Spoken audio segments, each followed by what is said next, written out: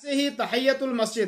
मस्जिद ये है कि मस्जिद की 2 रकात, और वो उसका वक्त क्या है कि जब भी आप मस्जिद में दाखिल होंगे, आप जिस वक्त भी मस्जिद के अंदर दाखिल होते हैं तो उस वक्त आपको तहियतुल मस्जिद की 2 रकात जो है वो पढ़नी चाहिए, और ये ज़रूरी है। इसलिए कि अल्लाह के रसूल सल्लल्लाहु अलैहि वसल्लम ने फरमाया, इज़ा दखल अहदुकुमुल मस्जिद फला यजलिस हत्ता युसल्ली रकअतैन, कि आप जब भी मस्जिद में दाखिल हों तो आप ना बैठें इल्ला कि आप 2 रकात पढ़ लें। यानी आप मस्जिद में आ गए हैं, कोई भी वक्त है तो आप उस वक्त जो है 2 रकात पढ़ के बैठें। हमारे यहाँ अक्सर व बेशतर लोग इस चीज़ का एहतमाम नहीं करते, और खुसूसन जब मैं सऊदी में यहाँ पे हूँ तो बहुत सारे मुझे यहाँ सऊदी लोग भी शिकायत करते हैं कि ये अक्सर जो बेशतर हिंदुस्तान और पाकिस्तान के जो लोग हैं, ये अगर मुज़ाहर के तौर पर असर से पहले आ गए हैं, या जो है आप ये मगरिब से पहले आ गए हैं, अभी मगरिब की अजान नहीं हुई है, या इशा से पहले आ गए हैं, तो ये ऐसा करते हैं कि मस्जिद में आ गए तो ऐसे ही बैठ जाते हैं। तो कहते हैं कि आप इनको समझाया करो कि अल्लाह के रसूल सल्लल्लाहु अलैहि वसल्लम की सुन्नत है कि आदमी 2 रकात तहियतुल मस्जिद की जो है वो पढ़ के आदमी बैठे।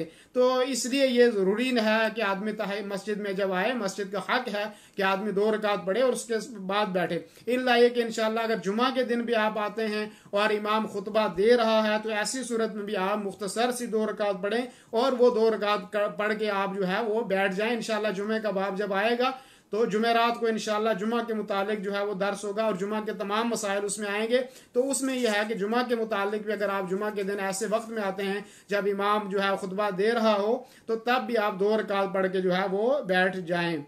दीनी रहनुमाई के लिए हमारे चैनल को सब्सक्राइब कर दीजिए